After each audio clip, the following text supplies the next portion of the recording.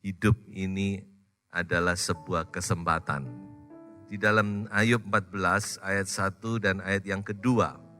Manusia yang lahir dari perempuan singkat umurnya dan penuh kegelisahan. Seperti bunga ia berkembang, lalu layu. Seperti bayang-bayang ia hilang lenyap dan tidak dapat bertahan. Firman Tuhan berkata, umur manusia itu singkat. Seberapa singkat umurnya manusia? Saya mau kasih analogi gini, saudara. Kita tahu abjad, bahasa Indonesia abjadnya terdiri dari berapa huruf? 26 ya, dari A sampai Z. A, B, C, D, E sampai Z. Itu ada 26. Anggaplah A itu kita mulai hidup. Kira-kira hidup kita ini sampai seberapa? Sampai Z atau sampai seberapa menurut saudara? Bisa nangkap nah, ini sedikit pakai imajinasi ya. Kita A mulai start. Kita bisa nggak sampai Z? Kayaknya sulit ya. Umur kita nggak panjang katanya. Ya toh? Kira-kira sampai mana saudara-saudara? Sampai J, sampai K, pertengahan, L, M. Ya terserah saudara, silakan berandai-andai. Tapi saya mau beritahu bahwa umur kita itu ternyata sampai D. A, B, C, D sudah habis.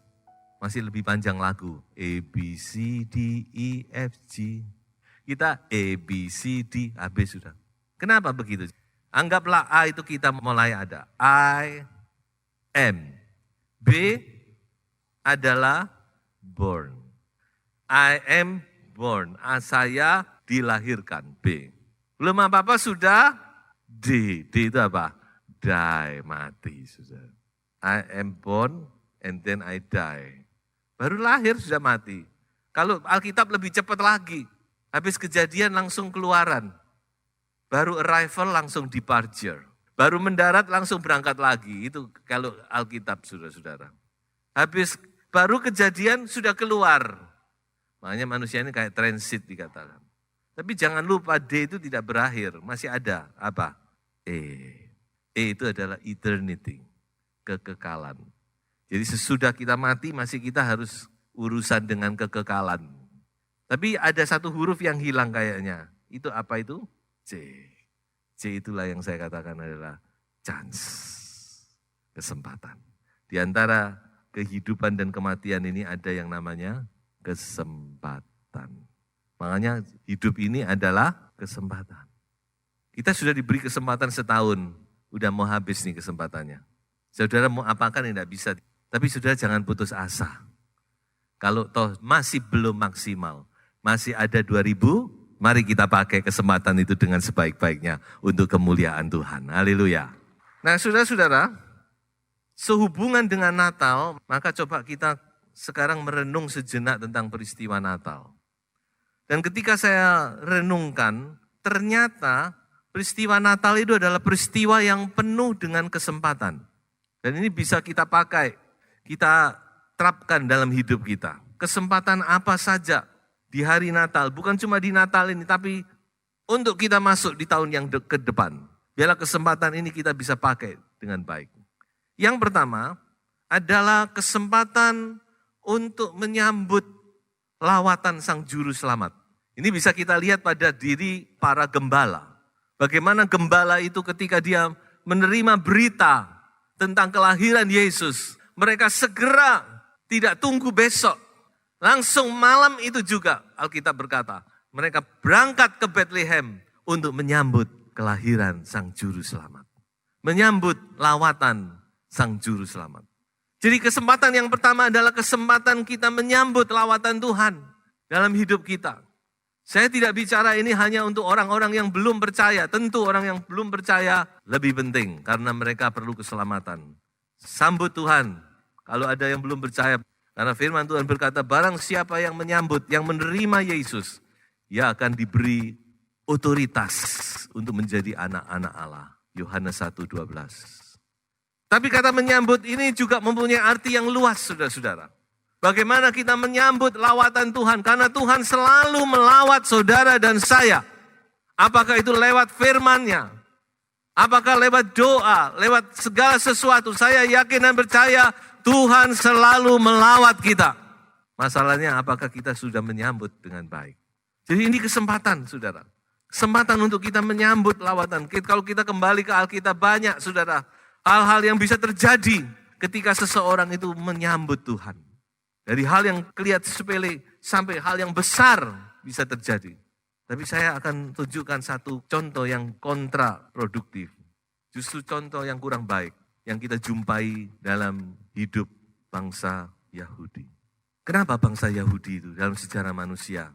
Bangsa yang paling banyak mengalami penderitaan, aniaya, tapi juga bangsa yang paling diberkati. Karena satu hal, saudara, ketika dilawat oleh Allah, tidak ada bangsa yang seperti bangsa Yahudi. Allah melawat secara langsung, menjadi manusia dan tinggal di antara mereka sebagai seorang Yahudi. Itu kan perjanjian Allah dengan Abraham, saudara. Kita tidak bisa otak-atik. Ketika mereka dilawat secara khusus oleh Tuhan. Tapi mereka tidak mau menerima. Mereka menolak. Bukan cuma menolak. Mereka menyalibkan Tuhan Yesus Kristus. Sambil berkata, biarlah darahnya tertumpah atas kami dan keturunan kami. Waduh, berani sekali. Ini perkataan yang terlalu berani. Makanya kita harus hati-hati dengan perkataan, saudara. Sak pegel-pegel lo, sak emosi-emosi yo. Tahan perkataan saudara. Karena perkataan itu begitu terucap, itu nggak main-main.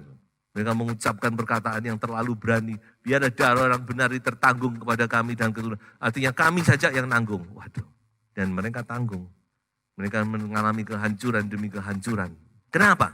Karena mereka tidak memakai kesempatan dengan baik. Pada saat Allah melawat mereka menolak, mereka mengeraskan hati, bahkan mereka memberontak. Kesempatan yang kedua, yaitu kesempatan untuk melakukan kehendak Allah. Ini yang kita lihat dalam kehidupan Maria. Seorang wanita yang sederhana, berasal dari dusun yang tidak terkenal. Siapa yang memperhatikan gadis yang sederhana ini? Tapi dia mempunyai sesuatu yang luar biasa, yaitu dia mempunyai ketaatan. Tuhan tahu, jadi Tuhan tidak sembarang melawat. Tuhan tidak sembarang memberi tugas ini. Kamu Maria akan mengandung dan melahirkan anak. Maria sempat kaget. Tuhan, aku ini belum mengenal laki-laki. Aku ini masih gadis, masih suci. Perawan yang suci. Bagaimana aku bisa mengandung? Dan Tuhan bilang, Roh Kudus akan turun kepadamu. Dan Maria berkata, kalau memang harus demikian, jadilah kepadaku sesuai dengan perkataanmu itu. Sebuah kesempatan diberikan kepada Maria untuk dia mentaati, melaksanakan kehendak Tuhan. Dan karena dia ngomong, iya Tuhan, maka saudara dan saya selamat sampai hari ini. Amin. Kalau Maria berkata, Tuhan, sorry, cari yang lain saja. Ceritanya jadi lain nanti. Jadi karena Maria berkata, ya Tuhan, aku ini cuma hamba. Apa yang menjadi perintahmu, apa yang engkau ingini, aku laksanakan. Kesempatan untuk melakukan kehendak Allah. Dan sebenarnya memang inilah hidup kita ini.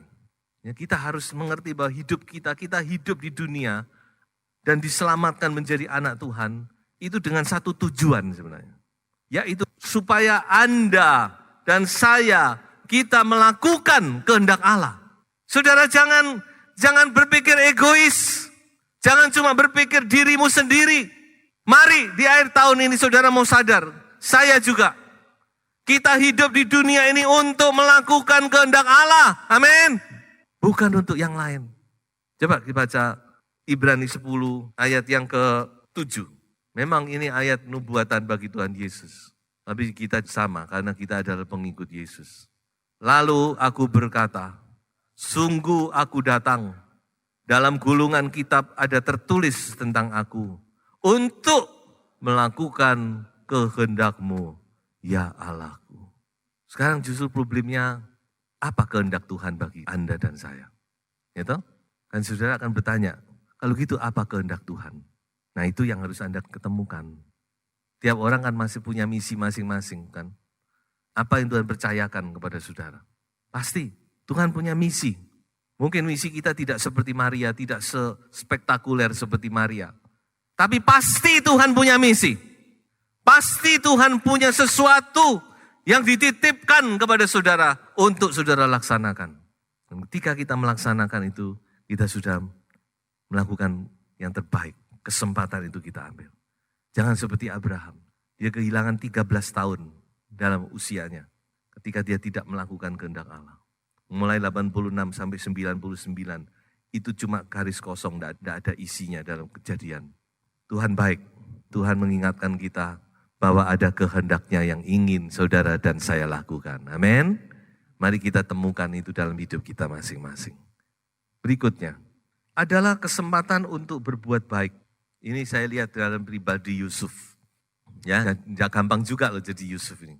Maria juga tidak gampang, Yusuf juga tidak gampang. Mengapa? Ini namanya orang ya bertunangan, lalu tiba-tiba tunangannya datang kepadanya, aku wis hamil. Yusuf pun tidak mengerti sampai dia sendiri dilawat oleh Tuhan. Lalu mimpi baru dia sadar. Sebelumnya dia tidak sadar. Makanya Alkitab berkata, karena dia masih baik, punya kebaikan. Makanya saya katakan ini kesempatan untuk berbuat baik. Karena Yusuf ini orang baik. Walaupun dalam hatinya dia disakiti hati. Dia mungkin kecewa. Memang Tuhan izinkan. Kadang-kadang kenapa kok Tuhan tidak ngomong dulu sama Yusuf supaya dia nggak salah paham. Kok Tuhan izinkan Yusuf tahu kenyataan dulu, baru di sini Tuhan ngomong. Tidak tahu berapa lama kita nggak tahu. Kadang-kadang Tuhan itu mau menguji hati kita, saudara-saudara. Kita ini orang yang bagaimana sih? Itu diuji di sini. Dan Yusuf terbukti dia baik. Karena ketika dia diuji di sini, dia cuma berpikir, kasihan Maria. Ya kalau dia sudah salah jalan, paling enggak aku enggak menjeblos no dia. Paling enggak aku bisa mengcover. Ya sudah, aku enggak siarkan. Karena ini resiko. Kalau Maria ini dijebloskan sama Yusuf enggak terima, resikonya Maria bisa dirajam kalau menurut Taurat. Dia sudah berzina.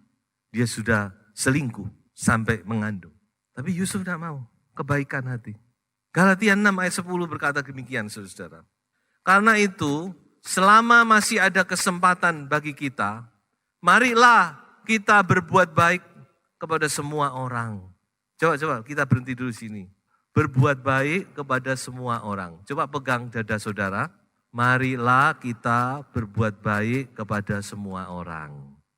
Ya, ini kesempatan.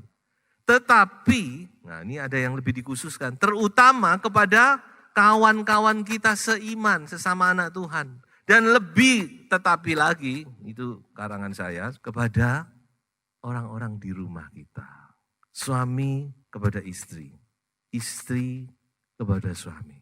Ayo kita berbuat baik, simple. Berbuat baik kepada saya sebagai suami, kepada istri. Kalau saudara istri, kepada suami. Tuhan tidak minta terlalu tinggi, terlalu macam-macam. Cuma berbuat baik. Lalu apa yang bisa kita perbuat? Apa yang bisa kita beri kepada pasangan kita? Saudara berikan ketulusan hatimu.